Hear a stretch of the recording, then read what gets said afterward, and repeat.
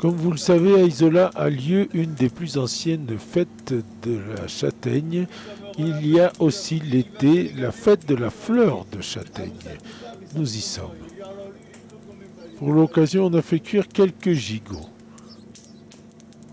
Avec, une fois encore, on est à la cuisson, on essaye de faire au mieux pour régaler tout le monde à midi. Bon, c'est pas comme la castagnade, on a commencé plus tard quand même, on est venu qu'à 7 heures. On récupère mieux sur la nuit, quoi. Ouais, il n'y a pas la daube là. Il n'y a pas la daube. Et puis, bon, on les a mis à cuire à partir de 9 heures, donc 3 heures de cuisson à tourner. On donne un petit coup de temps en temps. On les arrose avec de l'eau, du sel, du poivre et des herbes pour qu'ils prennent bien le goût. Et on attend que ça cuise. Eh ben c'est bien. Voilà. Allez, je vous remercie. De rien, merci à vous. Merci à Pascal, à vous. Tiens. Avec du romarin, une branche de châtaignier. Il faut qu'il y ait la trace de la châtaigne quelque part alors. Eh oui, quand même, la branche de châtaignier. Pendant que les bénévoles s'occupent des derniers préparatifs, Raymond Gibert, président de la châtaigneraie, emmène les gens visiter le canal des Vertiges, canal qui irrigue celle-ci.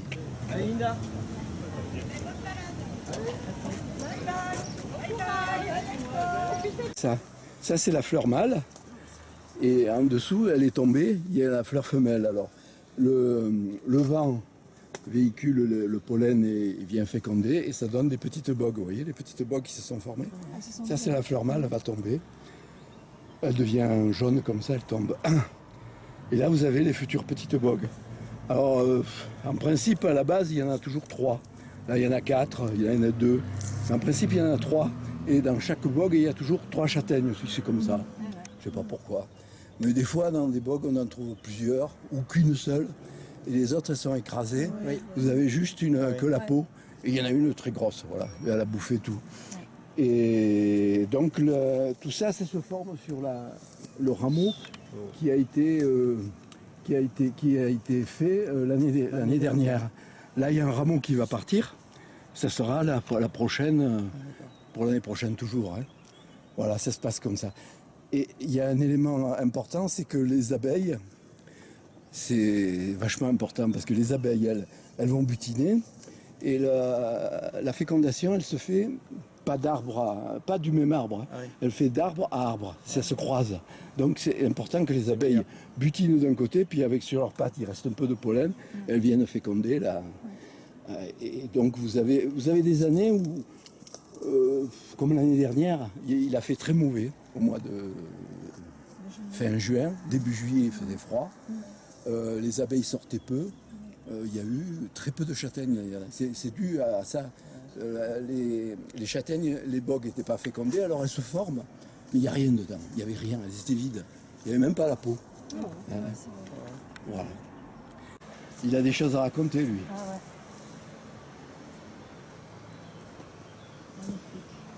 À votre avis, quel âge il a ce châtaignier, à peu près? 300, 400 ans. Combien? 300 ans. Ah, bravo! Il a 300 ans, ouais. Ouais. À peu près, hein, je lui ai demandé, mais il ne m'a pas répondu. Mais... Il faut le couper pour savoir. Non, parce que vous remarquez la pente. Hein. Pourquoi après, je vous expliquerai pourquoi on plantait les châtaigniers dans la pente. Parce que pour les animaux, un peu plus loin, il y a des belles planches. Pour les animaux, il faut du foin. Et sous le châtaignier, le foin il pousse très peu. Et donc on mettait plutôt dans la pente et dans les planches à peu près faciles. C'était pour faire le foin pour les vaches. Parce qu'ici on vivait avec les vaches, chèvres, un cochon et quelques moutons. Et les poules, des lapins. C'était quasiment en autarcie. Hein, mais jusqu'il n'y a pas si longtemps. Hein, moi j'ai pas connu ça, mais parce que je suis né après la guerre. Mais on vivait encore un peu comme ça. Ouais. Bon, moi j'avais 10 vaches, enfin mes parents avaient 10 vaches et on vivait avec ça. Ouais. On s'en sortait. Hein.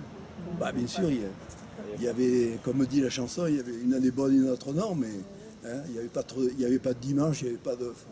Mais ça ne nous empêchait pas de faire la fête. Hein. Enfin, mes parents, ça ne les empêchait pas de faire la fête. Parce que moi, je suis parti à 8 ans. Là, donc, j'ai pas trop... Mais les vacances, on les passait toutes ici. Hein. Tous les copains, là, tout. Ben, on avance. Et voilà, en bas. En bas, on mettait ce qu'on appelle le restranchon, c'est-à-dire les planches pour jouer. Donc les châtaignes tombaient, elles allaient buter contre, il n'y avait plus qu'à les ramasser. Un arbre, ça produit à peu près 80 kg de châtaignes, chaque arbre. Belle, hein, ça avait 100 et quelques. Mais bon, les petites, ça part pour les animaux. Les petites et les véreuses partent. Ça produit 80 à 100 kg de châtaignes. Quand il est bien comme ça, quoi. Celui-là, il fait plus, ça. Hein. On l'a un peu retaillé, voilà. Ça se voit. Hein. Voilà, là, à côté, celui-là, il n'a pas été retaillé. Alors, vous voyez plein de branches qui sont sèches et qui servent à rien. Et celle du milieu, il faudrait l'enlever. Mais bon, il y a la ligne électrique et tout, les lagueurs, il m'a dit. Et en bas dessous, il y a le mur. Bon, on étudie ça pour pas faire trop de casse. Là, vous voulez venir avec nous,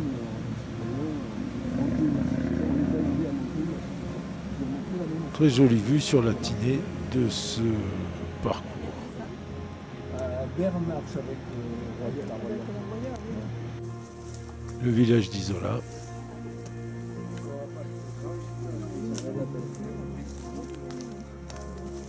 Jeune homme. On estime toujours l'âge du châtaignier dans une... Ça dépend l'endroit où il se trouve. Dans une parcelle en pente comme ça, il pousse lentement parce que ça se voit aux cernes. Là. Les cernes sont très resserrées. Et normalement, là, celui-là, il a combien il met? Ben, ils disent que ça peut être 160. 75, 175 ou 300. Non, il a 175 ans celui-là. 300, donc c'est pas possible. Ouais, ça fait un peu petit. En principe, on compte pour un arbre dans une pente comme ça, chaque mètre c'est 100 ans. Donc la circonférence est 3 mètres, c'est 300 ans, on multiplie comme ça. La moyenne des arbres ici, ils ont entre 3 et 400 ans. Et après, il y a les petits qu'on a replantés, mais les plus vieux, ils ont entre 3 et 400 ans. Comme à Val-de-Blore, comme dans les Alpes-Maritimes, c'est à peu près l'âge. Sauf à la Tour, on en a trouvé un qui a entre 6 et 700 ans. Il est énorme, il est magnifique. Ouais. En allant sur le grand de la Brasse. On arrive au moment le plus sympa de la visite, à flanc de falaise sur le Bial.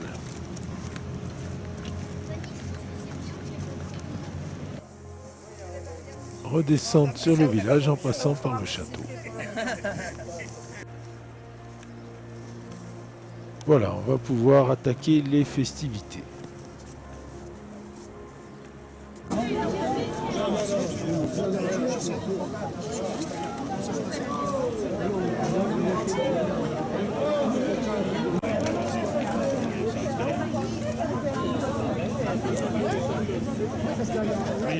Qu'est-ce que c'est?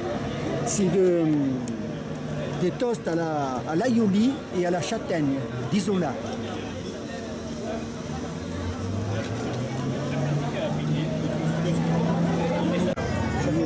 Avec de l'ail. Ouais, mais il faut servir ça avec.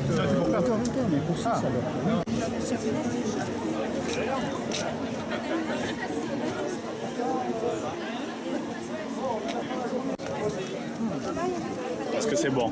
Très bon. Très très bon. Ah oui. Pardon. À consommer avec modération. C'est bon, hein? Avec le petit kir, c'est. J'ai pas pris, je vais attendre. Il y a l'oasis. Ah bah oui, l'oasis, c'est un peu dommage, mais kir à la châtaigne. Je veux bien goûter par contre. Allez-y. Il n'y a pas de souci. Allez, il faut les manger. Après, on prendra le temps. Tata. Présentez un peu les produits que vous avez. Alors, ceci, c'est la crème de châtaigne. Normalement, pour le moment, on ne l'a pas encore chez nous, mais on va la faire nous-mêmes maintenant. Voilà, qui se fait justement dans l'atelier qui se situe juste à côté. Les petits biscuits, c'est Monsieur Vérani Gaston qui les fait, c'est un pâtissier. Donc, il y en a à la châtaigne, à l'anis et au citron. Voilà. Et après, nous avons aussi la crème de châtaigne qui justement, on est en train de boire l'apéritif avec. Ça se boit avec un petit vin pétillant, bien frais. Ou sinon, dans des yaourts, dans des gâteaux, ça remplace le sucre.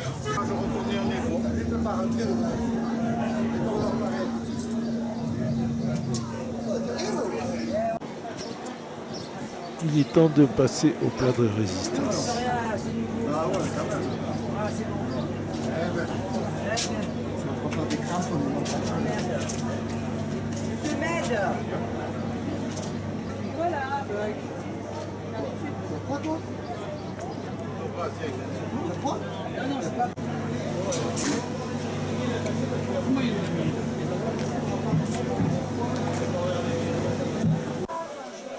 Quelques panneaux explicatifs qui vous expliquent comment faire pousser un châtaignier. Monsieur le maire, ça c'est une nouvelle édition, c'est une autre manifestation que la fête de la châtaigne. Voilà, ben là on fête aujourd'hui la fleur de la châtaigne, c'est-à-dire que début juillet les châtaigniers font la fleur. Et c'est toujours très important parce que c'est en fonction du nombre de fleurs que l'on voit la production que l'on va avoir au mois de novembre. Donc c'est toujours très important et je voulais remercier tous les bénévoles qui ont mis sur pied cette fête.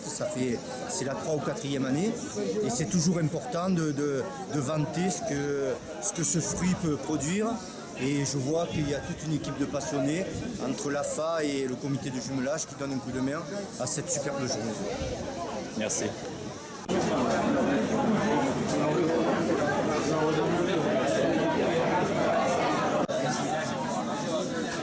A priori, ça a l'air de bien se passer.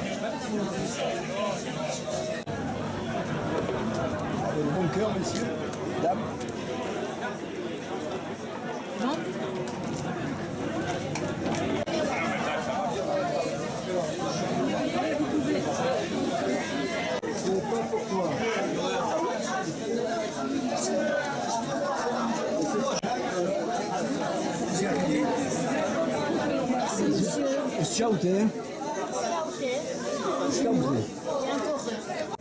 Chaque année à la fête de la fleur, notre objectif est de faire goûter un dessert différent à chaque fois. L'année dernière, c'était le plus que parfait à la châtaigne, qui était un dessert glacé à base de châtaigne. Cette année, c'est la glace et l'année prochaine, ce sera encore un dessert différent. L'idée étant de mettre toujours en valeur la châtaigne d'Isola. Ça c'est la glace avec la châtaigne d'Isola. Alors, c'est de la glace à la châtaigne d'Isola avec la châtaigne d'Isola qui a été donc pressée ici à l'atelier et qui a été descendue à un professeur de pâtisserie au lycée hôtelier qui est meilleur ouvrier de France et qui a fait plusieurs essais pour trouver quelle était la meilleure recette de glace à la châtaigne pour mettre en valeur la châtaigne d'Isola. Est-ce qu'il fallait mettre de la crème? Est-ce qu'il fallait pas mettre de crème? Est-ce qu'il fallait mettre des œufs? Est-ce qu'il fallait pas mettre des œufs? Est-ce qu'il fallait mettre plus de lait? Et après avoir fait plusieurs essais, il nous a élaboré cette recette de glace à la châtaigne que nous allons déguster aujourd'hui.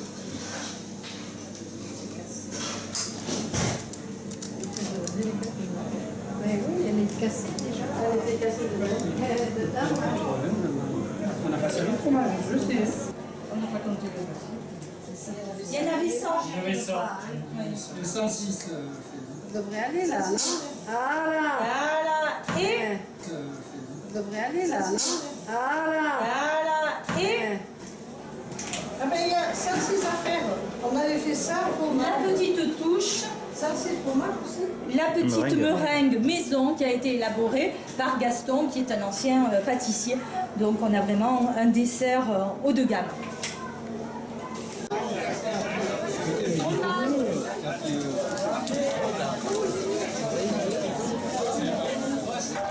Au dessert, brumisation offerte par la châtaignerie.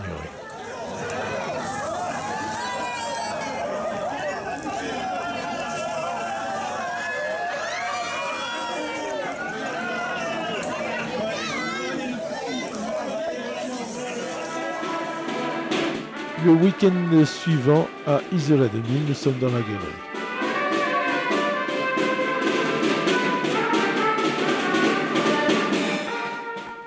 Nous sommes le 11 juillet et c'est Notre-Dame de Vie, la fête patronale d'Isola 2000, qui existe depuis une quinzaine d'années à l'initiative du comité des fêtes et des pénitents blancs.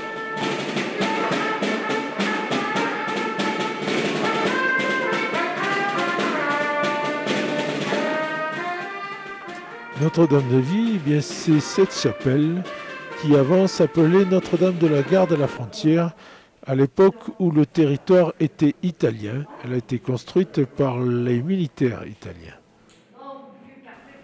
D'ailleurs, la commune d'Isola a toujours un pied en Italie, puisqu'elle vient de se jumeler avec la commune de Vinadio et que la chorale est à moitié italienne. Cette année qui voit le jumelage entre guillemets de la commune d'Isola avec la commune toute proche de Bethel dit au prophète Amos: va-t'en d'ici avec tes visions, enfuis-toi au pays de Juda. C'est là-bas que tu pourras gagner ta vie en faisant ton métier de prophète. Mais ici, à Bethel,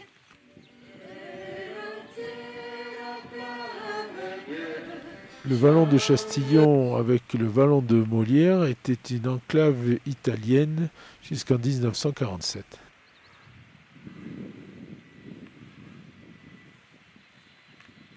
Ça sera aussi la Sainte-Anne à Isola en même temps que Sainte-Anne de Ville. C'est vrai qu'aujourd'hui, ça fait un peu partie de notre jumelage, puisque Notre-Dame-de-Vie, tout comme Sainte-Anne, c'est la France et l'Italie. Et cette chapelle, comme l'a très bien dit dans cette, Doudou, dans cette prière universelle, où je sens derrière cette prière universelle, bien entendu, Mumu. J'ai bien ressenti ces paroles-là. Je voudrais aujourd'hui l'excuser parce que pour la première fois, elle ne peut pas être présente aujourd'hui. Elle se faisait une joie d'être ici. Elle est remontée à Isola Village après 5 mois passés à Nice, un peu dans les hôpitaux, un peu elle, un peu sa mère. Elle se faisait une joie d'être ici, mais sa maman n'était pas bien hier. Donc elle s'excuse de ne pas être venue ici, mais elle est avec nous par la pensée. La chorale, il ne faut pas citer le nom. Je pense que c'est une question de SACEM. À mon avis, ils ne veulent pas payer la SACEM ou des trucs comme ça. Donc on va dire la chorale, c'est les mêmes, hein, mais on va dire la chorale. Merci à nos musiciens italiens qui sont un peu plus nombreux cette année.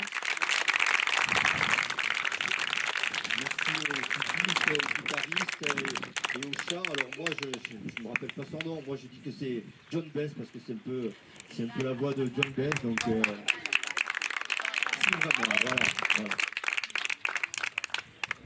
Merci aux pénitents qui sont toujours là. Merci aussi pour remercier Geneviève et Loulou qui s'occupent toute l'année de cette chapelle.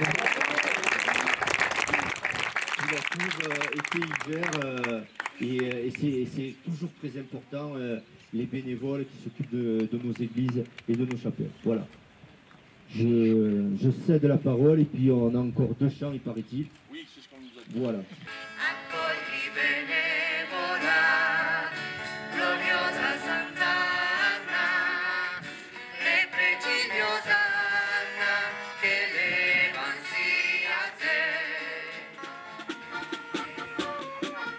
Fin de l'office, tout le monde descend le long du front de neige pour aller au chapiteau se restaurer.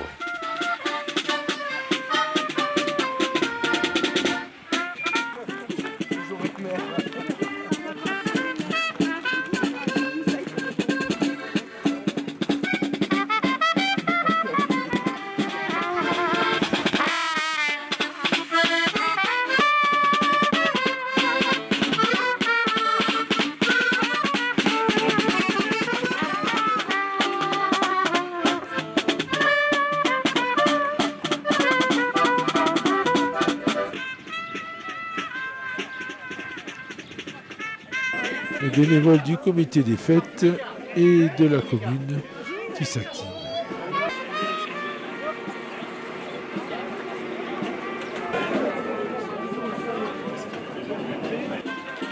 Denis Bastanti, donc Notre-Dame-de-Vie, la fête patronale d'Isola 2000 qui se pérennise.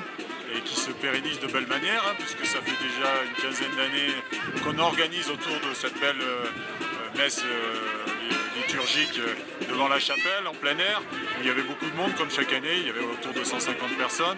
Et c'est une grande messe à tous les sens du terme, puisque les gens du village, les gens de Sant'Anna di Vinadio, les gens d'Isola 2000 se confondent dans une même communion, une communion de l'esprit. Et puis là, comme vous voyez derrière moi, une communion du plaisir ludique, puisque la commune invite comme chaque année tous les Isoliens du village, de la station et les Italiens que j'ai cités à participer à un repas convivial sous le chapiteau. Par la suite, dans l'après-midi, on aura la belle chorale de Monsieur Tauzan, 70 chanteurs, les Vousses des Nice, qui nous remplissent de joie et d'allégresse comme chaque année. Voilà, donc il y a même la métropole qui est là, enfin il y a le comté de Nice, il y a tout le monde. Oui, puisque les voies de Nice, c'est sur le territoire de la métropole, et comme le dit souvent Christian, notre président de la métropole, c'est la communion aussi entre les gens de la métropole, qui soient du littoral et de la montagne. Merci beaucoup. Bon après-midi à tous. Attention, on est piégé là, je connais le réalisateur. Non mais vous pouvez faire un sourire parce qu'il est très sympathique. D'accord. Il fait de très beaux reportages. Regardez sur la télé. On va se voir sur les faire. Voilà, alors tout à l'heure, les Vousses de Nice. Les Vousses de Nice, les voix de Nice, oui. Voilà, alors vous allez nous interpréter quelques chants d'opéra. Et puis quelques chansons niçoises aussi, quelques chansons niçoises maintenant rentrant là. D'accord. On va voir ça pendant le repas alors. Voilà, pour faire un petit peu d'ambiance. Mais il y en a déjà beaucoup d'ambiance. Ok. Parce que j'ai entendu la musique, je vois qu'il y a des Italiens avec des guitares, donc on aura certainement un bon moment musical. Bon, et puis là, il y a le sourire, le sourire ultra bright. Ah, attention, vendu par les voix de Nice. D'accord. Sponsorisé. Tout ce petit monde qui va finir sous le chapiteau où ils vont rivaliser pour mettre l'ambiance entre les Italiens et les Français.